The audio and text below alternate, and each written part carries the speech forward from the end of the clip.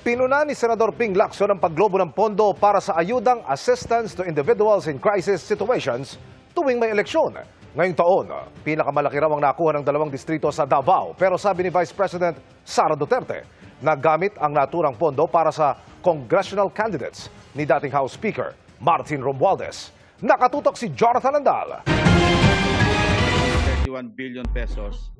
Sa deliberasyon ng plenaryo sa Senado sa budget ng DSWD, tanong ni Senator Ping Lacson, bakit daw tuwing may eleksyon tumataas ang pondo ng ayudang Assistance to Individuals in Crisis Situations o AICS. Ang AICS ay isang social welfare program ng DSWD na nagbibigay ng medical assistance, burial, transportation, education, food, or financial assistance sa mga kwalipikadong individual. Sabi ni Lacson, ang 23.6 billion na pondo ng AICS noong 2021 tumalon sa 39.8 billion noong 2022 na election year. Bumaba sa 36.8 billion noong 2023, bumaba ulit sa 34.3 billion noong 2024. Pero ngayong 2025 na election year ulit, lumobo na naman ang AICS sa 44.4 billion pesos. Ginagamit ito sa politika, not really intended na tulungan yung talagang nangangailangan. So hindi ito driven ng needs, kundi driven ng politics. Baka maraming legislators na nagre-request pag election year, di ko alam, no? Baka ganon ang nangyayari. That's exactly my point, Mr. President.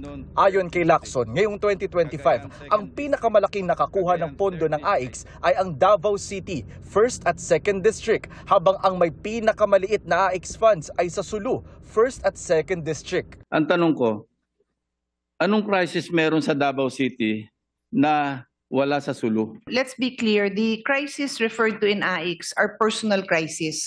When we speak of these areas, I would say, Mr. President, all over the country, there are families in crisis, personal crisis.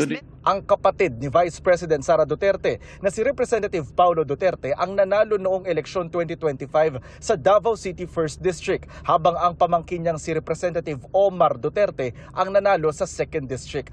Pero sabi ng Vice Presidente, nagamit daw talaga ang AICS para pondohan umano ang mga congressional candidate ni dating House Speaker Martin Romualdez. Dito makikita natin na ginamit ang AICS para sa politika. Ginamit nila ang AICS to fund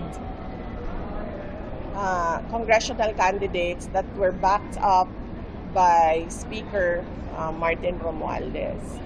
Sinusubukan pa namin kunin ang panig ni Romualdez. Hiling naman ng bise, tignan din kung magkano ang nakuhang pondo ng AICS sa iba pang congressional district na may kongresistang pumirma sa impeachment complaint laban sa kanya. Meron ng congressman na nagsabi, di ba, na yung budget ginamit para bayaran sila, para pumirma sa impeachment. Hindi lang sa flood control projects o hard projects, meron ding binigay galing sa soft projects tulad ng AICS.